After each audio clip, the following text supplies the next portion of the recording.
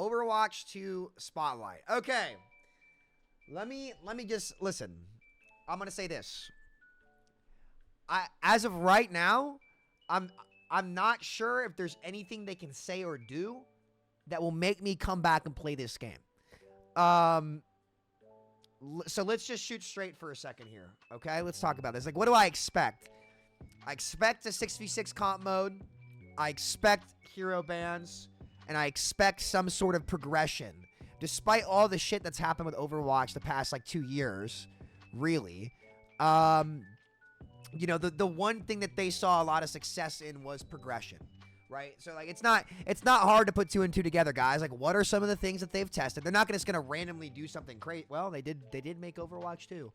I don't know.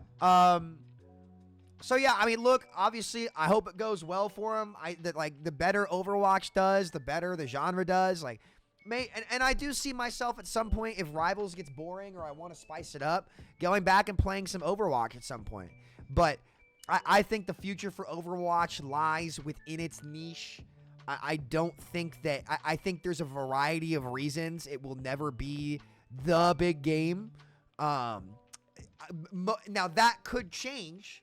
But we'll talk about it throughout this video. I'd rather not open up that can of worms just because, like, I think one of the biggest reasons why I don't see it happening are issues that I just don't care to speak on just because it's not, like, my bread and butter. I don't care, but other people do.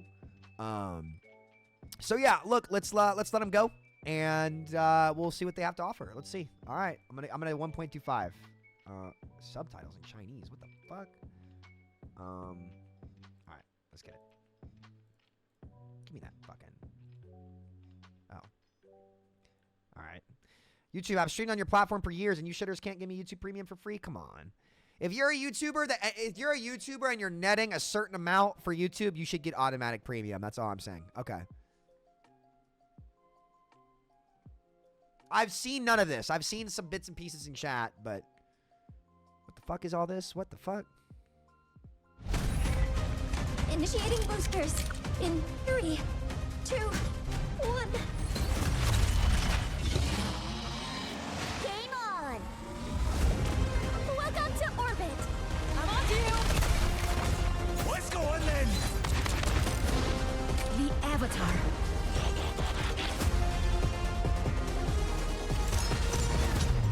All shall suffer.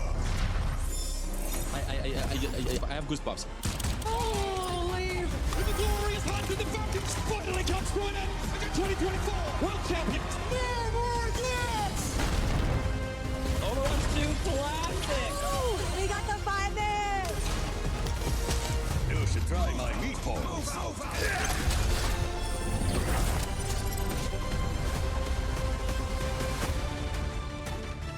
It's crazy. I don't feel anything.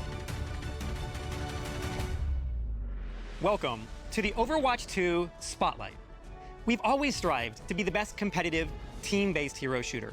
This past year alone, we made huge updates to our competitive systems, including matchmaking, balance updates, role queue times, and new features, all in service of constantly improving and evolving this game. To continue in that goal, we aim to innovate by creating new experiences for the more than 100 million players that have joined us since we launched in 2016. New experiences, new metas, new modes, new events, new heroes, just new ways to have fun. And 2025 is going to be... Do you guys want me to 1.25 or 1x?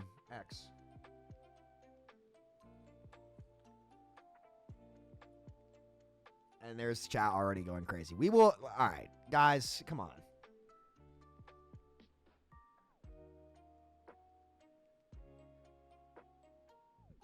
Okay, most people want 1.25, okay. Another big year for us. Not only are we expanding this brilliant global community with a return to China. I'm gonna say it. Listen, I'm just gonna say it. This is gonna make people mad. This is not. Let me preface this. This is not a deal breaker for me. I played this game for years. This is not my issue. Do what you want in your life. I don't care. What I will say is Overwatch presenting itself with political messaging. And that's what that is. Don't shoot the messenger. Don't shoot the messenger. Don't shoot the fucking messenger, for the love of God. It was not ever a deal breaker for me.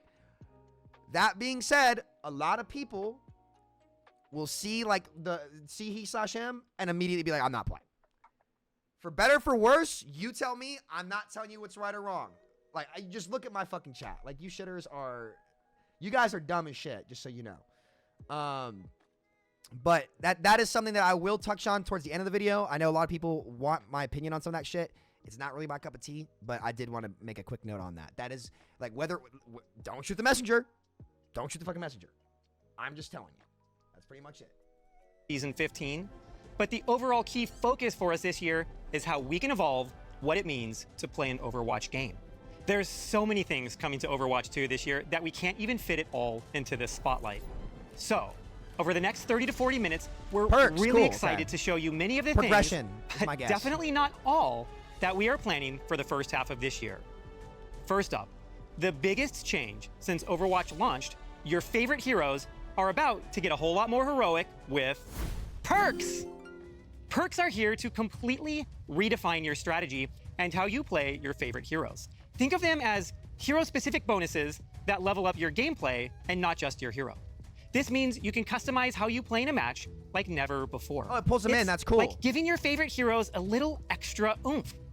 Overwatch 2 is about to evolve in a way you've never seen before. After that, we'll go into how we're starting the 2025 competitive year with a full reset and new competitive rewards, including the new competitive weapon when Season 15 launches. We will also showcase some new mythic skins, game modes, and of course, upcoming heroes. Plus, some improvements to how you are rewarded for your playtime. Glitter, including the return of a system from Overwatch 1 that we've received a ton of requests for, so keep that feedback coming. We'll also share what's going on with esports, including how it's expanding with the reintroduction of Overwatch into China. Of course, some info on Overwatch Classic, as well as 6v6, and hopefully a few surprises mixed in as well. We know what this universe means to all of you, and our team is driven by the idea of working together with all of you in this wonderful community. Developing the best version of this universe for years and years to come is what truly matters. We're so thankful that you are all on this journey with us. And there's so much to tell you about that you're gonna wanna stick around. It is time to celebrate the glory of battle, the competition. This whole thing gives it insane panic vibes. What a shot! I mean, I don't think so. Like, what do you expect them to sit there and be like, oh yeah, here's this update, here's like, what do you expect? Like what? Like what? It's like, oh, they're panicking. Like they're making a presentation. What are you talking about? Oh, fuck. Son of a gun. God damn it. Look what you did. Plus, some improvements to how you are rewarded for your play that level up of request. Where were we at? It is time to celebrate the glory of battle, the competition. From the ashes, rise again! It is not about standing atop the mountain. It is the climb!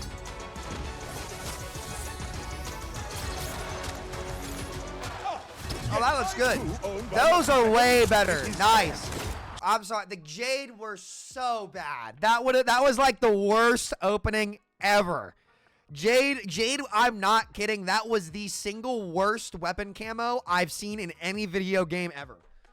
When I tell you, that was the first time in a competitive game I never once spent a single one of my competitive rewards for over a year. They were so bad.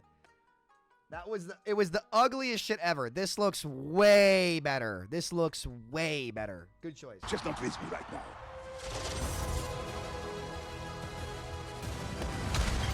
The battle! This looks cool though. Like the reverse, like that's sick. Like that's because it's a setup now.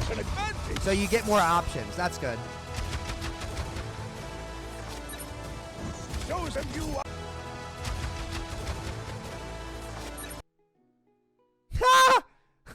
That's cool.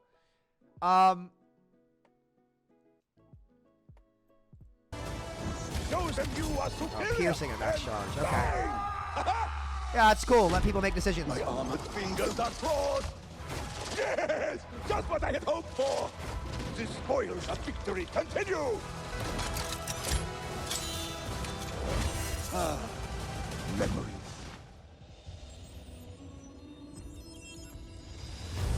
Free your mind. That's a cool skin. Energy flows through me. A warrior's greatest weapon is patience. That's sick. Be present in the moment. Cool. I will achieve my vision. My arrows fly true.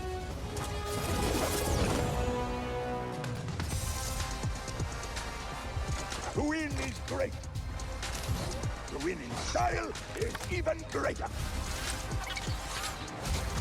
Such a masterful display. Play it again. I will rewatch this one a few more times.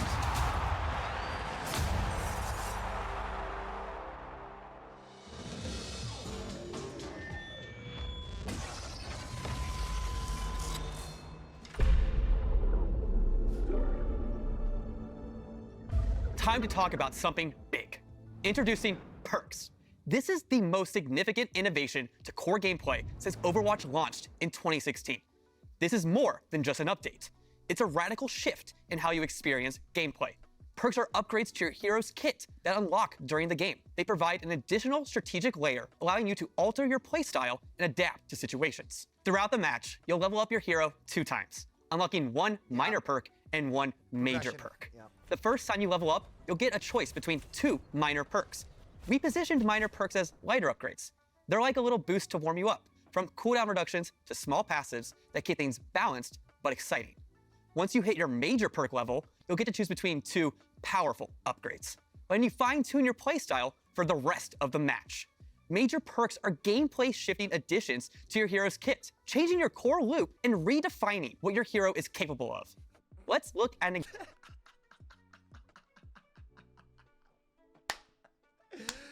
Okay, I'm not laughing at what they did. I'm laughing at the word choice. That's definitely intentional. That's funny. That's funny. example now with Orisa. When you level up Orisa to level 2, your minor perk choice will be between heat reduction on your primary fire or the ability to briefly tank burst damage with Fortify. Are you facing down a Junkrat and want to be able to survive his tire? The upgrade to Fortify might be a great choice. The Junkrat primary fire or the ability to briefly tank burst damage with Fortify. Are you facing down a Junkrat and want to be able to survive his tire? The upgrade to Fortify might be a great choice. The fun really gets going when you get to your major perk at level 3 though. Here, Orisa gets the choice between a higher impact energy javelin or swapping out her javelin spin for a protective barrier. So how do you build these? Does it happen throughout the game organically? Like, is it something that you can snowball? Is like speed running to your perks based on performance in game? So it's like another thing that can snowball like your ultimate? Like, you know, how do you actually build these things? Like, how do you level up? I assume they'll get to it. I mean, it's interesting. And before anybody's like, oh, it's corny, it's this. Like, I'm just going to say, like, doing this with Junkenstein's Revenge was one of the most well-received things they've ever done. So, you know, I find it interesting. We'll see. Here's another example of what you can expect with major perks with Torbjorn. For Torb's major perk options, you get to choose between 2 wild upgrades for your turret. The first perk option is allowing you to upgrade your turret to level 3 when activating Overload, drastically shifting your turret's threat level as it rips through enemies. The second perk option is if you're feeling a little cheeky, upgrading your turret to now stick on walls. With this added flexibility, Torbjorn can take different angles and even surprise opponents with sneaky turret placement. Finally, let's round it out with Ana. Ana's first major perk choice upgrades her sharpshooting capabilities, allowing her to headshot enemies. Be careful, Widowmaker, you might lose this sniper duel. Then, if you're playing Ana and having a hard time getting dove on, you might want Ana's second major perk option. Give yourself Nano Boost when it's activated on an ally. Now that's a way to turn a fight. When designing perks, we want it activated on an ally. We want Ana's second major perk option. Give yourself Nano Boost when it's activated on an ally. Now that's a way to turn a fight. When designing perks, we wanted to expand and elevate what your heroes are capable of. We are looking for a system that we can layer on top of your normal Overwatch gameplay and offer choice from match to match. We plan on adjusting perks on a regular cadence with bigger system refreshes happening in the middle of the year. Every choice you make with perks will impact the battlefield, offering new opportunities to outplay enemies and support your team. No, it's cool. You'll get to experience the next era of Overwatch 2 when Season 15 launches. I just don't get it. I just don't get it. I don't understand why you guys actually add like an interesting system to the game and you still call it Overwatch 2. It actually, like, as a customer, this was such a good opportunity for them to drop the branding and restore faith. Because they actually, like, if I'm being honest, like, if you guys don't think that them adding perks to the game that kind of do this kind of stuff actually makes characters way more interesting and adds a whole new way to play the game, you're crazy. This was an amazing opportunity and a real chance that they had to drop that fucking branding and get out of here. But it's just, to me, like, hearing something as cool as this, which, by the way, this is not enough to get me to come back and play the game, just to be clear. But like, it pains me a bit because it's like, hey, like, you can tell that Alec put a lot of thought into this, and it actually, like he did. Whoever sat down and, like, thought of these things and designed them, like, clearly understood that they needed to find a way to, like, fundamentally change how the game plays and redefine what their game is to maintain the audience, and they did that. But fucking hell, like, they need, like, just hearing Overwatch 2 makes me angry. Just hearing it makes me mad. Just call it Overwatch. It's actually an interesting idea. So we'll talk more about perks at the end when we recap, but just looking at it, I think that that's going to be great for the people that are still playing.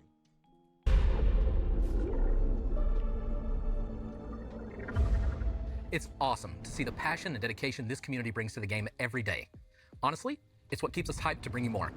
Today, we're so happy to share some exciting new features when the 2025 competitive year the perks do begins seem cool. during Season 15, a season that will shake things up by making the game more strategic and further improving our competitive systems. Last year during Season 9, we introduced a major rework to our competitive system, as well as the addition of new hero passives that refresh the core gameplay of Overwatch. As we enter the first season of 2025, this is the perfect chance for the team to shake things up once again.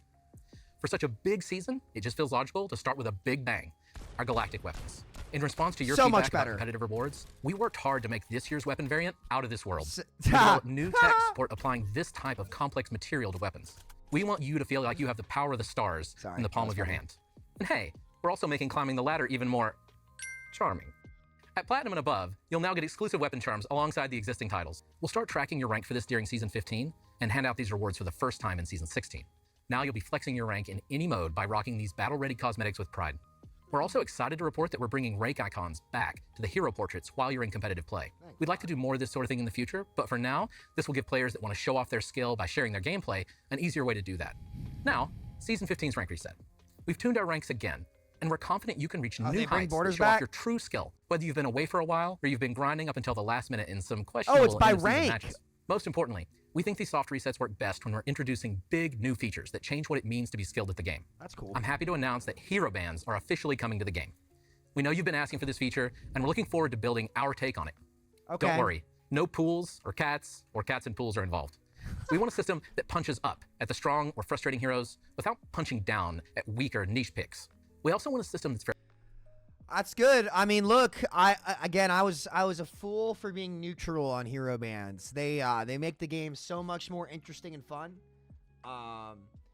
Again, I like Gavin, man. Like listen, Gavin's a good dude.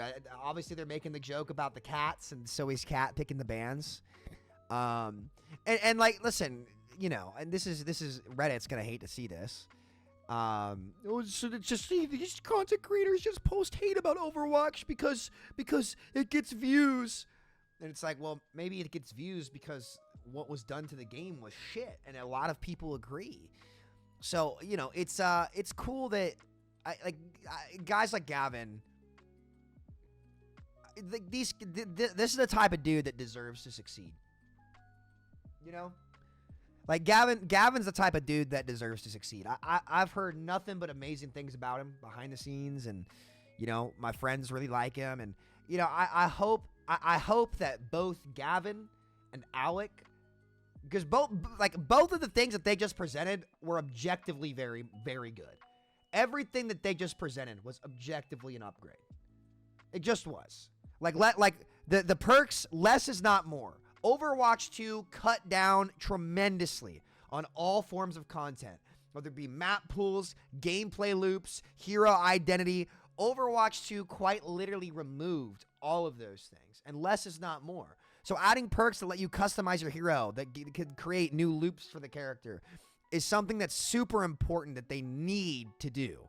They need to do that post Overwatch 2. That's something they have to do. So that's really good. And honestly, like the competitive rewards last year were just shitty. They weren't good. Like I said, I've never once not spent any of my currency. I didn't want to buy a single Jade weapon. They were fucking terrible. And now the new ones look really good.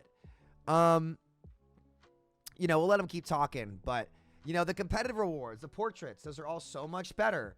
But you know, it's we'll let them keep going. But you know, I think these guys, you know, there's no doubt in my mind they're not bad dudes. So it's good to see them get up and talk about stuff. Very fast. That gives you nuanced control over outcomes, and that we can tweak based on your feedback. As you've seen, we're building a lot of new features. And speaking of buildings, what if you had more control over which of our buildings you spend your time in? We're happy to announce that map voting will be coming to the game after hero bans. Nice. Both hero bans and map voting are exclusive to competitive play. Oh my God, we can skip One of the other Havana. changes I'm particularly excited about is a quality of life update I've wanted to build since my first day on the job. When I joined the team, I was challenged to list the top 10 things I wanted to work on. Back then, we chose the ping system from that list, but today we're building my number one, and that's improved hero information. In a game about mastery like ours, equipping players with the knowledge they need to improve is one of the most useful services we can provide as developers. That's why we're adding detailed stats to the hero information screen that show damage, cooldowns, ranges, and perks. Of course, Season 15 isn't just about competitive cosmetic updates. We're also tweaking stuff behind the scenes, think shop bundles and better ways to snag those jaw-dropping cosmetics. Season 15 is the return of loot boxes. Okay. You heard that right. Loot boxes are making a comeback. We're keeping it fun while being transparent about what's inside and the rate of various drops from opening each box. Yeah. Oh, and guess fine. what? They'll be available in the free track of the Battle Pass. And of course, Overwatch's loot boxes were always so good, and I find it hilarious that in a world of sports betting, where you cannot see a single advertisement, you can't watch TV without an ad for FanDuel. You can't watch a sport without, you know, BetMGM or all this shit, that people want to vilify loot boxes. I find it incredibly silly. I don't think they should necessarily be frowned upon in gaming as long as you're transparent, especially if there's ways to earn in game. But yeah, I mean, I think I'm glad they're doing that. They were well received. A lot of this is just redoing stuff from Overwatch 1. Of course, they'll also be in the weekly rewards where you can get loot boxes for just playing. Portraits there and are plenty of ways to earn them. We're really excited for the changes we've made in bringing these back, and hope you are too.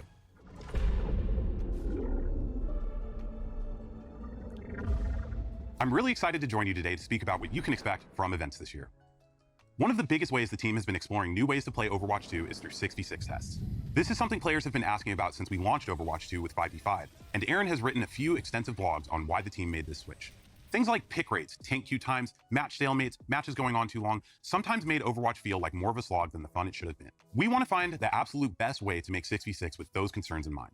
These limited time events are our way to really test how 6v6 and Overwatch 2 could work in the most fun, compelling ways possible when trying to address the various issues it used to face. This was a really great experiment for us, and we thank everyone that took part, jumped into the matches, and shared your feedback. We're still sifting through all of the in-game data, along with the mountain of feedback the team received across social media, forums, emails, and carrier pigeons. So look for an update on some key learnings in the coming weeks. Moving forward, we're going to be doing more of these, and in Season 15, we're pleased to announce 6v6 is getting its own competitive queue.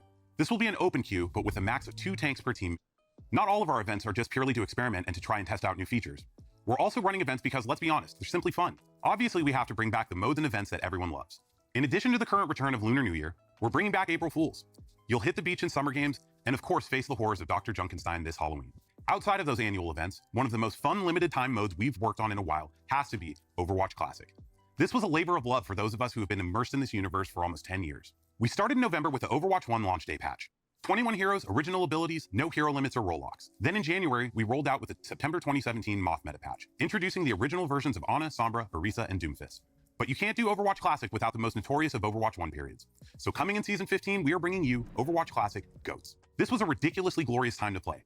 You had 3 tanks and 3 supports dominating lineups. These won't be matches you'll go into thinking the key headshot or flanking play will make a difference. GOATs meta is a head-to-head battle, testing which team can be the most thoughtful and strategic in setting up the best combination of plays, the best use of dual heals, and of course, dual ults. I will say, playing in contenders during GOATs meta was like one of the most intense things I've ever done in my life.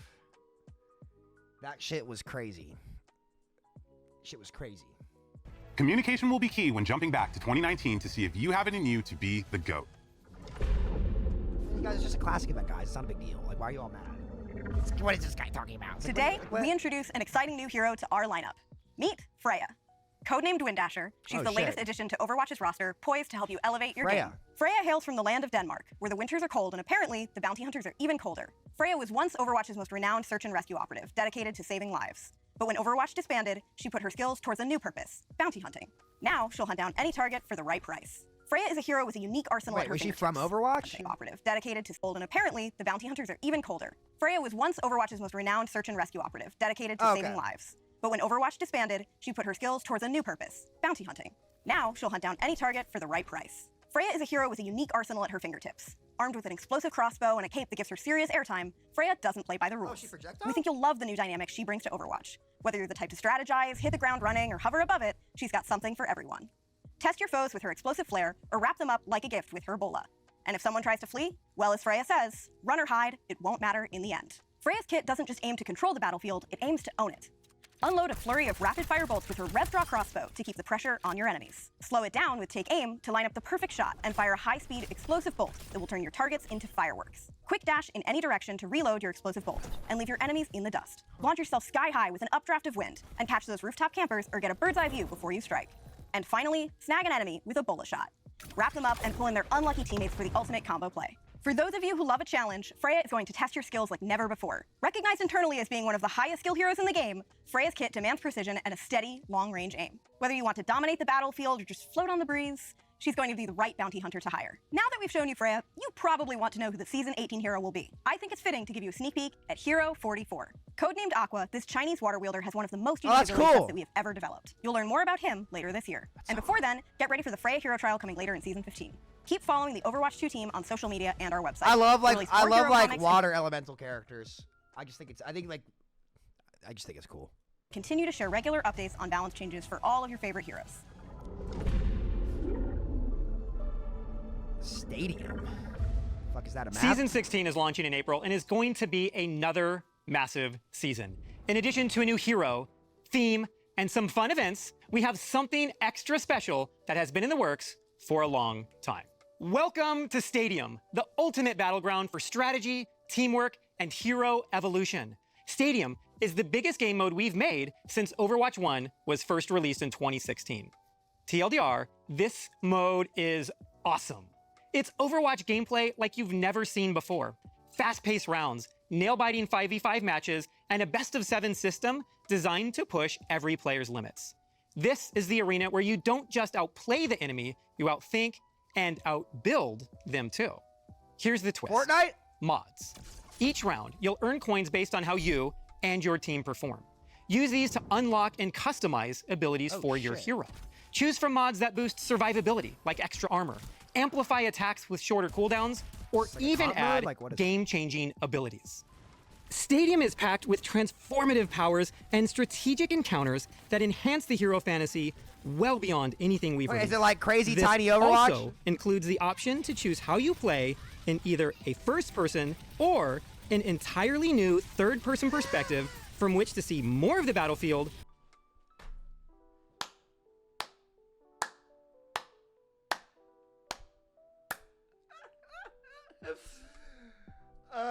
It's funny. It's just funny.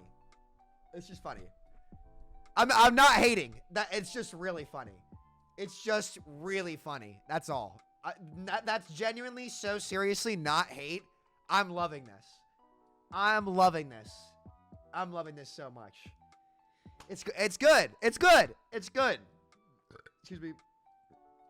No, this stuff is good. It's just so funny. It's just really funny. It's just really funny. You guys have to admit that's funny.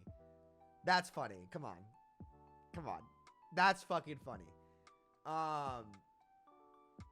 That's really funny. I'm gonna let him keep going. This seems interesting. And your modifications in action. I think people really like that. To go into detail and really showcase what Stadium is all about, I'm thrilled to introduce Dylan Snyder and, of course, the one and only Dion Rogers. What's up, Aaron? Thank you so much, Aaron. Dude, this is crazy. this kid Dion, I'm telling you, he's got eyes like, what's the dude's name in Thor?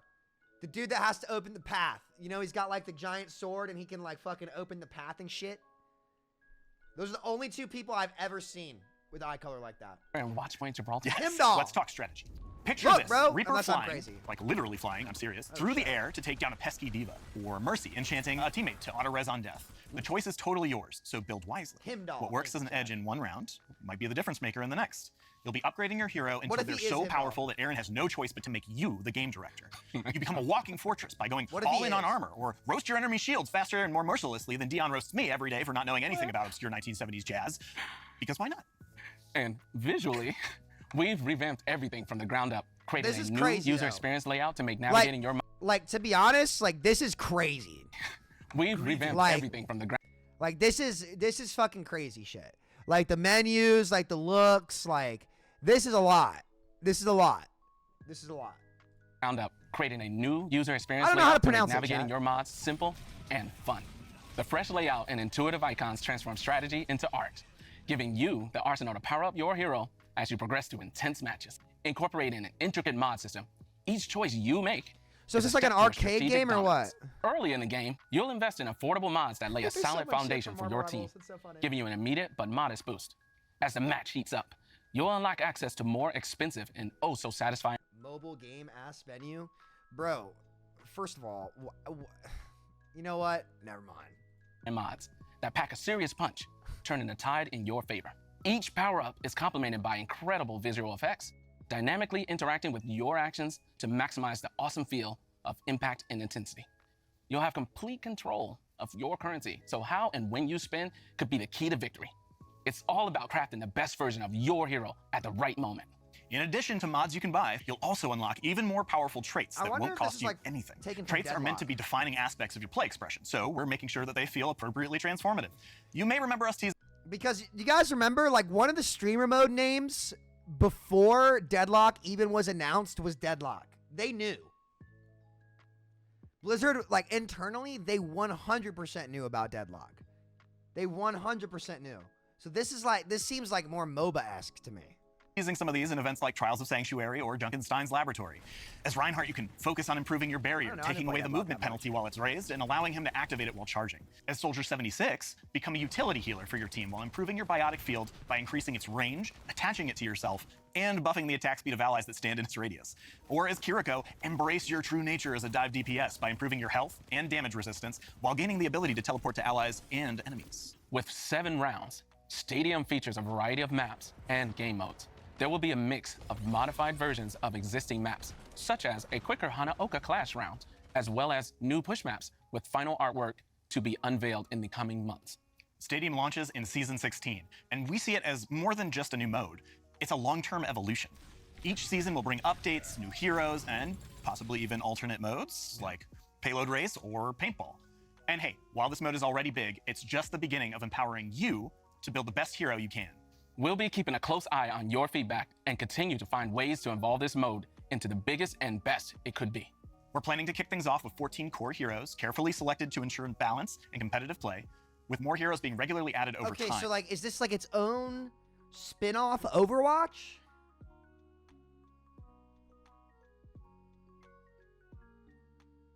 Like, what exactly is Stadium? Is it like, so is it gonna have its own comp playset, or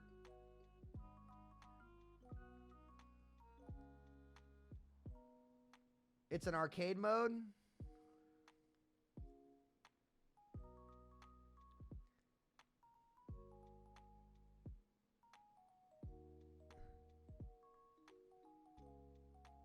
Could have just made PvE? No. Making PvE would be way harder than that. Because you have to have like narrative writers and stuff. Like this is like they're just focused on gameplay now. Dude, why are people acting like these changes aren't good? If you truly hate Overwatch, be happy that they are doing these changes because Marvelrivals is probably going to respond with a big update. I don't think Rivals needs to do anything. I think Rivals just needs to do literally exactly what they're doing. Like, listen. Rivals, like, listen. Rivals is, like, geeking watching this. Now, here's what's interesting, okay? So, the fact that this stadium mode has third person, I find hilarious. I find that so fucking funny.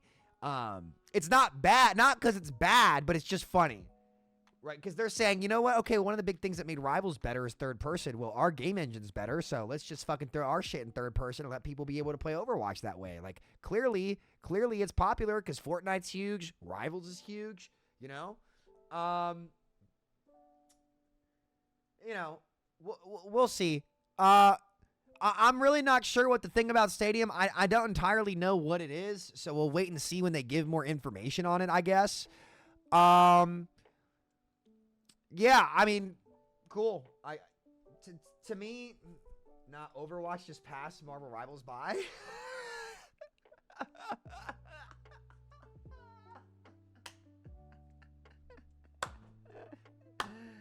Oh, that's cute. Which will allow you to keep working each season on what is the best hero build to help you win. There will also be additional maps, modes, Heroes of the and Storm features 2. regularly added over time, keeping things fresh and competitive. Stay tuned as we reveal more details in the coming months. Stadium isn't just a new way to play, it's a new way to dominate. Get ready to strategize, customize, and rise. Season 16 is just around the corner. See you there. See you there.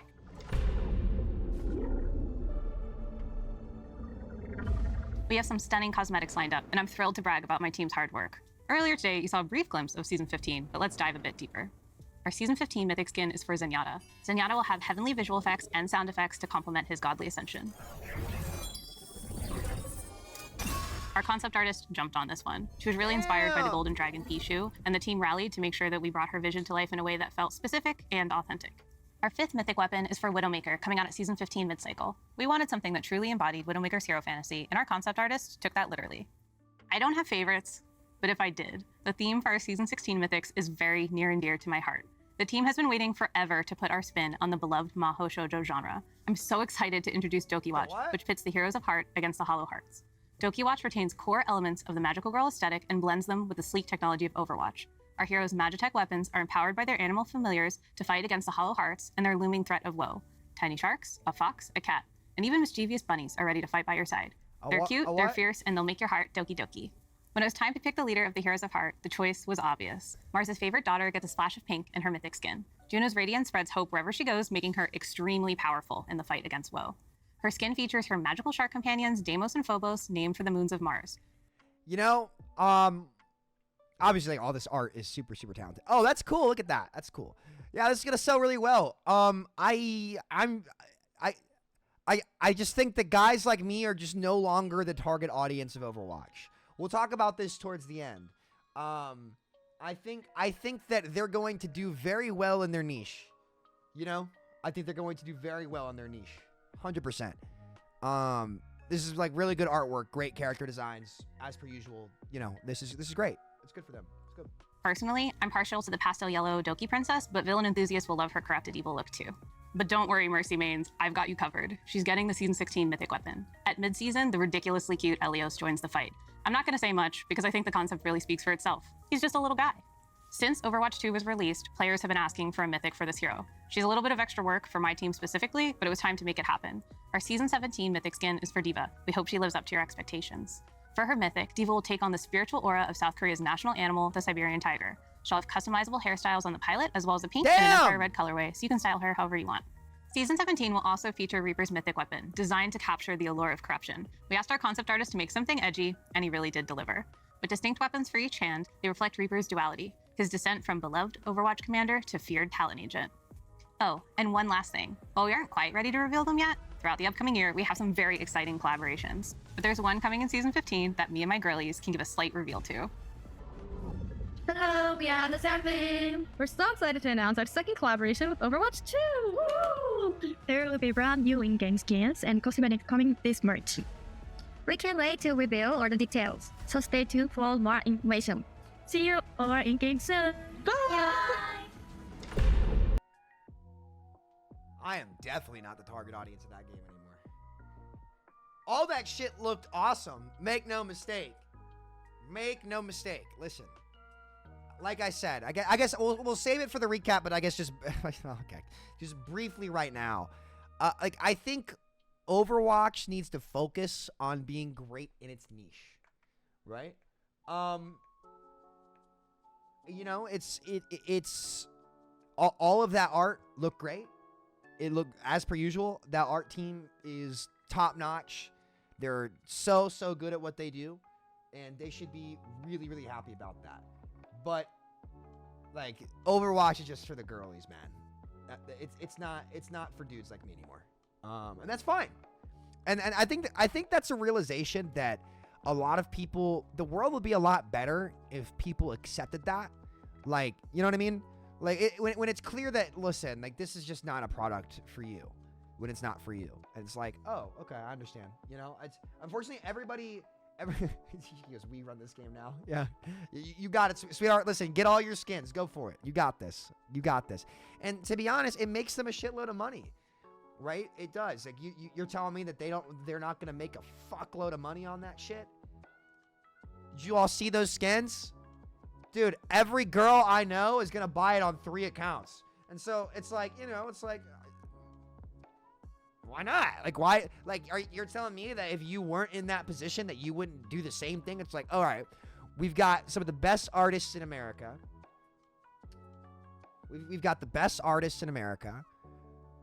We've got a player base that is very into this stuff. Like Overwatch is for the Swifties if they were gamers. That's the equivalent. Yeah, you guys know what I'm saying? Like, I ain't a Swiftie. If you are, that's fine. I also thought it was hilarious that all the Swifties were on Twitter like, Taylor did nothing to deserve this, when she got booed by Eagles fans at the Super Bowl. And I'm like, ladies, y'all better get fucking ready, because you are lucky she's not dating an NBA player, because if she was dating an NBA player, you all would not survive NBA Twitter. You just wouldn't. Not Swifties. I mean, it is Overwatch. The Overwatch target audience are the equivalent of the Swifties of gaming. It just is what it is, right? And they should lean into that more. Like, it's time, like, listen, like, if you're a dude like me, like, Overwatch is just not for you, bro. It's just not. It's just not. It's just not anymore. Let it go. That's okay. Seriously.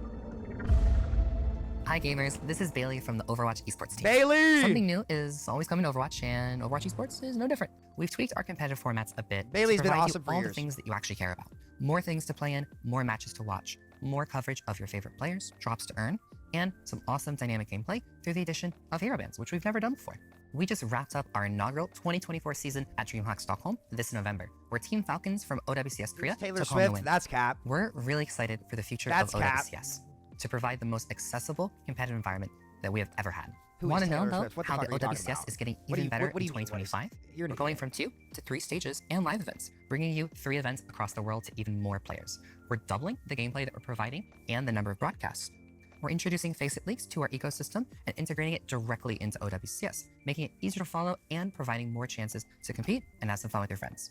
Additionally, we're adding a new tournament phase to the competition through a promotion relegation tournament, allowing more chances to qualify and new exciting stakes to your matches. On top of that, we're introducing a team partner program, bringing some iconic esports brands to OWCS across our different regions. We'll be supporting a bunch of in-game items that you can purchase so you can rep your favorite team, and the proceeds go directly to support those teams and players. This year, we are also welcoming a few new regions to OWCS. We know how incredibly passionate our players in China and Australia are for esports. With the return of Overwatch 2 to China, we're excited to welcome those players to OWCS with their own dedicated region to compete in. And our players in Australia are going to be joining the Pacific sub-region in OWCS Yeah, Asia. that's needed. We've introduced rank-based Dude, divisions to Australia joining the Pacific region is something that's needed to happen for so fucking long. So fucking long. Face it and calling out heroes that just make matches more fair, competitive, and fun. The OWCS 2025 season is kicking off right now. Head to our channels or website to find the schedule so that you don't miss a single match. Then you can tune in to earn some awesome viewership rewards, cheer on your favorite players and teams, or learn a thing or two about your favorite hero. We hope to see you there. I'm so sore for the gym this week.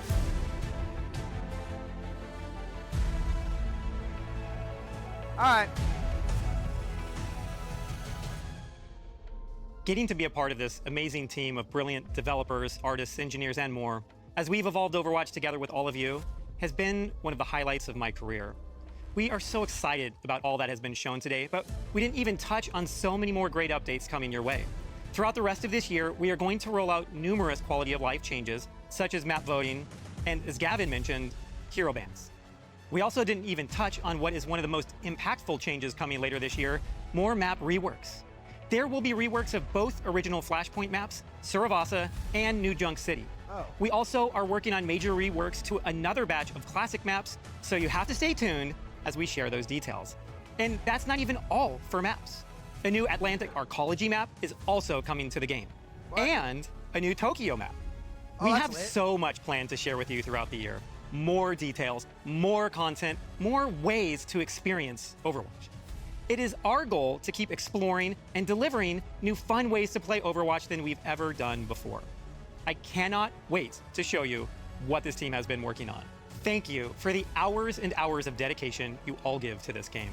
We are thrilled to keep working with you through feedback and engagement on growing what we do to improve Overwatch 2. I hope you all have a fantastic time when these changes start rolling out in just a few weeks with Season 15. Now let's go make a great game.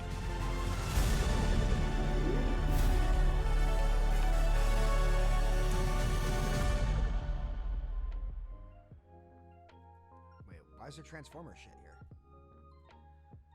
All right. Is all back and engage more. Where's that map? That looked good. What? A new Atlantic. Okay. All right. A lot to unpack there. Okay. Let's start with the tangibles. Hero bans. Cool. I didn't think I would be I definitely did not ever see myself liking a ban phase as much as I would have. I never would have guessed that in Marvelrivals, but I really like hero bans. I think that it's objectively going to make Overwatch a higher quality product. The competitive stuff from Gavin with the rewards, like the portraits in game, showing your rank. Those are all good things. You know, it's like it's Overwatch is getting a lot of polish. All of that stuff was cool. The perks is something that Overwatch 2 desperately needed. I think it's a good idea considering how well people received Junkenstein. Great. You know, I think that the Overwatch players will be happy. It makes me happy because it's enough to keep them competitive in their niche so that Marvelrivals has to stay good and they can't become complacent. I saw a comment earlier where somebody was like, "Why are you, if you're anti-Overwatch, like why are you rooting for that to be bad?" Like Overwatch like having to make its heroes free because of the backlash is one of the biggest reasons that the Marvelrivals characters are all free. And he was right when he said that. You guys don't think the Marvelrivals is going to paywall characters if Overwatch wasn't out? We literally saw the unowned tab on the hero selection when the game got announced. Like, they were 100% going to sell characters. And I think when they get more overlap, I wouldn't be surprised if they still do. I won't be like, it's a casual game. Like Marvelrivals is a much more casual game with wider reach than Overwatch is. For better or for worse. Stadium, I don't even really know what that shit is. I don't think that I'm gonna play it. I don't even know if I'm gonna play this Overwatch update, to be honest with you. Like I said, like it's really, really clear that like average dudes at home are just not Overwatch's target audience anymore. That's just the truth. Like it's very clearly not, hey, yo, Sam, like let's go to the Kentucky game. All right, boys, like I'll meet you there. You know, like let's we'll go out after, we'll get a nice meal, and we'll watch Kentucky sweep Tennessee this year. Shitters. But you know, it's just not for me. You know, it's just not. And that's okay. You wish? Hell no, bro. What do you mean I wish? We swept them last night. What do you mean? Come on, man. Go Big Blue, baby. But yeah, look, it's the maps looked cool. Like the presentation was good. And it's really, really clear that, you know, like guys like Alec, guys like Gavin, guys like Aaron, they all care about the game. The artwork, you know, it looked great as per usual. Again, it's like let's just be blunt here, okay? Let's just be so blunt here. Overwatch is a great game for its target audience, and I think that's what people have to accept. Like, it's just going to be niche, and that's okay. It can be very, very good at its niche, but it's clear that that's the direction they want to take the game. It's very much so girly pop, like all this stuff, like very liberal, very like, you know, what's the word I'm looking for? I'd have to put more thought into it to come up to my, you know, my final conclusion. But like, just to be honest with you guys, like a game that is that set on being political is just not something that I'm gonna bet on in this climate. Don't shoot the messenger. Listen. Don't shoot the fucking messenger. But for me, let me give you my outlook and what I'm thinking. Okay. Marvelrivals release schedule is still going to be significantly better for content creation. Right? The word is just woke. Yeah, it is. It's just woke. I hate using the word woke though. I try to be way more specific because unfortunately it's one of those words where the internet has done its thing and everybody's thrown it around so much that it's lost its meaning, and that can mean a million different things. And then some fucking dickhead is gonna take it, twist it the wrong way, and then the context is completely irrelevant, and then you've lost the entire point of any seemingly productive conversation. So I try to stay away from that. But Rivals is going to have a better release schedule. Like, the game has gotten me back into the Marvelverse. I finally sat down and I watched like all the MCU while I was sick last week, and it was good except for Thor: Love and Thunder. That looked so bad I didn't even fucking watch it. You know, it's got, you know, it's not in your face political, and I think, and this is going to make people mad, but look, like Overwatch is a very politically driven game. It just is, and it will do great in its niche. It'll do great. But if you think that, like here is the absolute cold hard truth, and you can shoot the messenger here if you want, but like if you are as like forwardly woke as you are right now, like in these presentations, you can go back and look at the Overwatch 2 one. You can go look at all this stuff. I have a really hard time not looking at it and saying, looking at the climate of the world and saying, I'm betting against you right now. I'm betting against you. I know for a fact that dudes that used to play the game from 2016 to 2020 are going to see how a lot of this stuff is presented and say, oh yeah, no way I touched that. And those are players that you might have in 2016 to 2020. And those are players that are on Marvelrivals now. So that's why I say I think Overwatch will do so well in its niche. Like, if you like consider yourself like really woke and like that's a part of culture that you love and you love being a part of, you're gonna love everything they do. Like, look at how good their art is, right? Look at how good, like that is what Overwatch is for. That is what Overwatch became. And it allows it to get a lot financially, loyalty-wise. It allows it to get so much from that target audience. And that, you tell me, guys, that might be a great business model. That's what a lot of businesses really want to do. They want to carve out their niche and be the absolute best at their niche. That's how so many companies really, really thrive. So, you know, is that better or for worse for Overwatch? Who the hell am I to say? I'm one dude on the internet, right? Why do girly skins mean it's woke? I don't understand. Come on, brother. Did you watch that? Have you watched what Overwatch has been doing for 4 years? Come on, brother. Come on.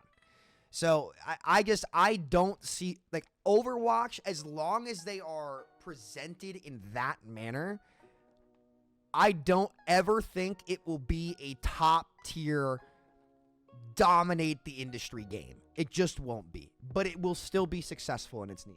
And that's all it really needs to be. That's all it really needs to be.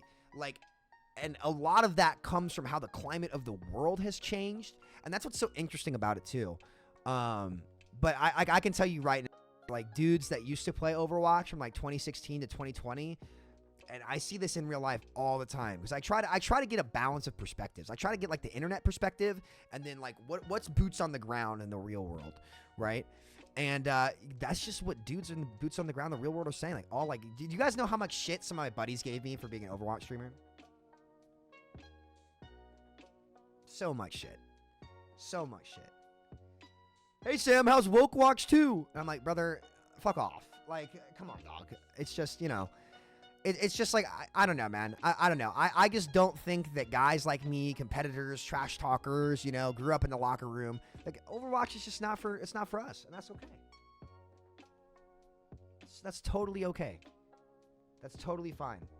Like, I think the world would be a lot better, too, if people came to accept the fact that not everything has to be catered to them, you know? I think the world will be a lot better.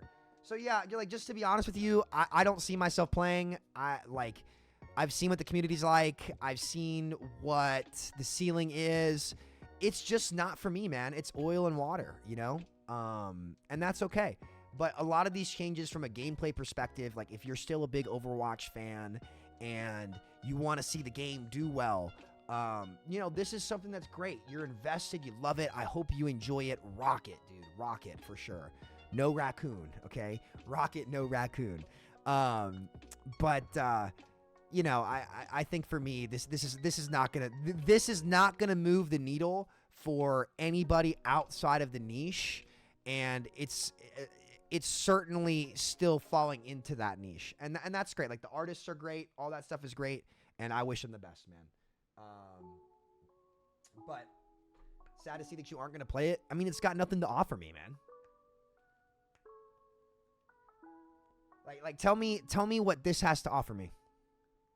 Like I might hop on once or twice. Like especially like listen, let me be clear. I'm not saying that I'll never play it. I'm not saying I'll never play it. That's not what I'm saying. What I am saying is as long as Rivals is in a good spot, I don't see myself going back to play this over Rivals. Marvel is woke. They have all types of representation in their comics. Yeah, but it's not in your face, is it? It's not in your face woke. Like, let's just call this what it is. You know what, guys? You want to shoot straight? Let's shoot fucking straight. Why not? Samito unfiltered, okay? People hate being preached to. And like when you load in Marvel Rivals, they have all of these diverse characters, but they aren't slamming shit in your face. Overwatch slams this shit in your face, and they've slammed it in your face for years. If you don't believe me, go watch the Sojourn broadcast where they announced Sojourn, where they spent more time talking about what it meant for Afro-American women or Afro-Canadian women and having representation in a game, where they talked more about that than the actual gameplay of the game. Inexcusable. Inexcusable. Like Overwatch, whether you like it or not, it has that representation, or it has that presentation to it. And you guys can argue amongst each other as much as you want about who's right. Oh, fuck representation. Fuck this. Like, I don't care. You guys can argue amongst yourselves. It's not a deal breaker for me. It's never been a deal breaker for me. But if you don't think that's a deal breaker for a lot of people who are going to see that and be like, good fucking riddance, just show me a game, you're going to lose a lot of players. And you don't have to do that. You don't. You really don't have to do that. You don't have to do that. And so in this current climate of the world, I'm betting against that 100%. People hate it. They just do. Like, you can shoot the messenger as much as you want, but when you log into Marvel Rivals and you play, for example, because you said Marvel has it too, tell me one political reference that you could say, oh, that's political the second you load in the game.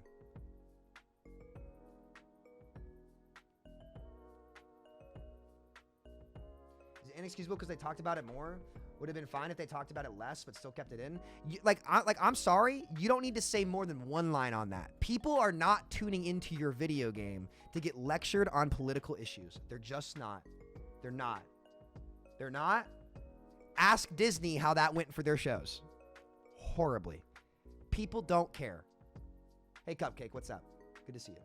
So, like, at least for me, guys, like, as long as Overwatch has that aura to it and it's, like, very, very forward about it and embracing it, it will do great in its niche, but it won't be the next big thing. Like, Marvelrivals is a melting pot, dude. Like, there are motherfuckers from every background, everything. Really, it's the first game to do it in genre since Overwatch 1. Overwatch 1 was like that as well, I would say, until Valorant came out. And a lot of those dudes all went to go play Valorant. That's what I would say. So, yeah, like, look, it is what it is. But, like, the key is, and, like, you got to do it. And this is such a hard thing to do in business. This is why I love Costco so much. I'm not sure if you guys saw that what Costco did, but Costco said, we're not getting rid of our DEI shit. Amongst, like, everybody. And don't get me wrong. There are so many dumbasses who will just throw that shit around and be like, DEI, fuck you. And it won't make any sense. It'll just be the stupidest fucking comment you will ever read in your life. But Costco was like, no, we're not getting rid of it. And you know why no one cared? Because when you walk into a Costco, you don't feel like you're getting chastised with politics. And the second that you try to do that, it doesn't matter what your beliefs are. My desk is fucked. Oh my goodness. You are fated to lose. You can't ever win. It doesn't matter what you do. You're fucked. You're just fucked. You can't win. It doesn't matter if you're right or left. You've lost. Because you're going to piss someone off. So your job, if you want to reach as many people as possible, is to say jack shit. It's not your business. You want nothing to do with it. You want nothing to do with it. What does your shirt say? It's Waifu Cups from Gamer Subs. Super comfortable shirt. I love it. But no, I just find that interesting. I loved Costco's approach on that. Because, again, guys, like, I have friends of every background, and I'm really proud of that. That's something that a lot of people can't say. And I've made a pretty good effort to always hear people out and think. But if you asked my gut, what my gut tells me, like, Overwatch needs a little bit of breaks on the woke stuff. Little bit of breaks. You don't have to get rid, but that, again, it depends on what you want to do. Like, do you want to carve your own niche out more? Or do you want to try to have a more general appeal like Overwatch 1 did to all kinds of gamers? And that's up to them, you know? It doesn't feel like the game's for me. Like, my favorite characters, like, kind of got done dirty in Overwatch 2, and this doesn't really change that. So, but, like, man, the gameplay changes and all that stuff looks great. I think they should be very proud about it. And I do think that this will... Oh, that scared the shit out of me. Oh, my God. I was like, what the fuck is that? Watch the OW Spotlight video. See the pronouns. Immediately nope out and will just buy the new Sue wedding skin instead.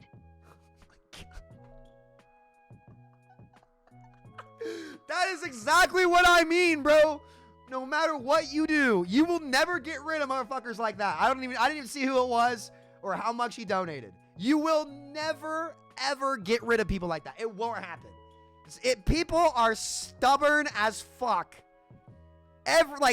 People are so fucking stubborn.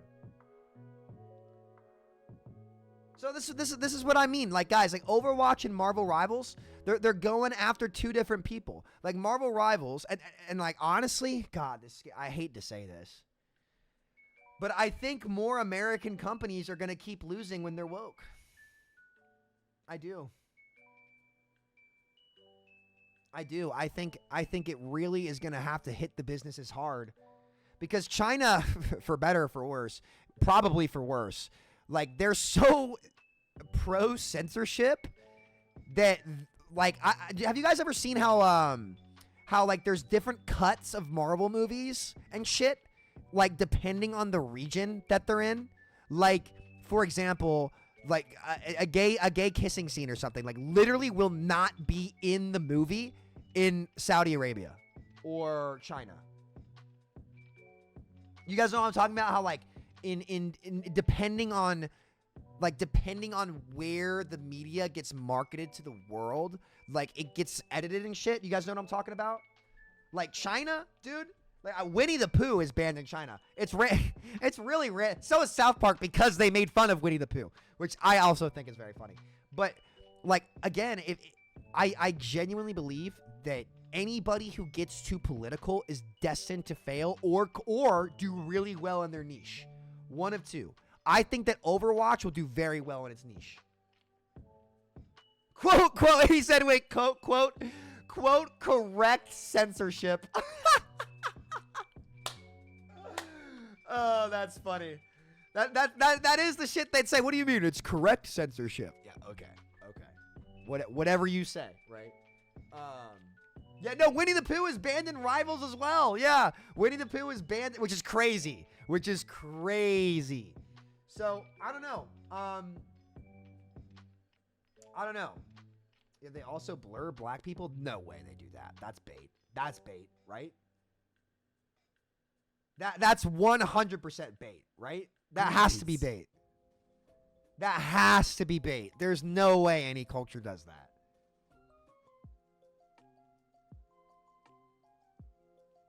That's not real. Surely not. Anyway, I'm gonna assume that's not real because there's no fucking way that's real.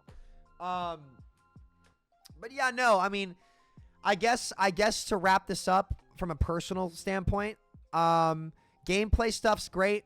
These guys really clearly care. I hope it works out for them. Again, the better Overwatch does, the more pressure is on Marvel Rivals to compete. So, Sam, please, you're talking way too much about politics right now. It matters. Thanks, love. I talked about gameplay for an hour. At Samito, like my gay friend got excited about the awkward twink, and I as a straight guy didn't really care. That's fine, but I also don't expect him to care when Ghost Rider drops.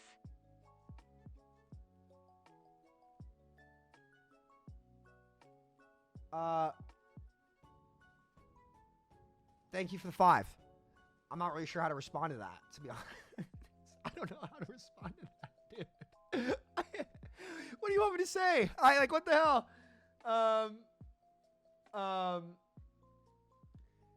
But yeah, look, I know people don't want to hear about the politics, but it matters. It does matter. And Overwatch is such a politically driven game that it has and will continue to drive people away. That being said, it could also strengthen the bond in their niche of leftism, which is, good for them, I guess, if that's what they are. Gameplay looks good. Perk system, interesting. Again, they needed to add the depth. The competitive rewards look great. Gavin and Alec really killed their sections. The art looked great. I know the girlies are going to love it. And the K-pop collaboration. So yeah, look, it's really clear what Overwatch has kind of become. I think it will do great in that niche, but boys, it's really fucking clear that game is not for us anymore. And that's okay. That's okay. So I will still be playing Marvel Rivals. I might dabble in Overwatch and try it out just when it comes out, just for content purposes, I guess. But to me, none of that really tickled my fancy. I didn't see any of that and be like, yeah, I'm back to Overwatch. To me, the game's run its course. I know what the community is like. I want nothing to do with it. It's not for the boys. It's not. Overwatch is not for the boys, and that's okay.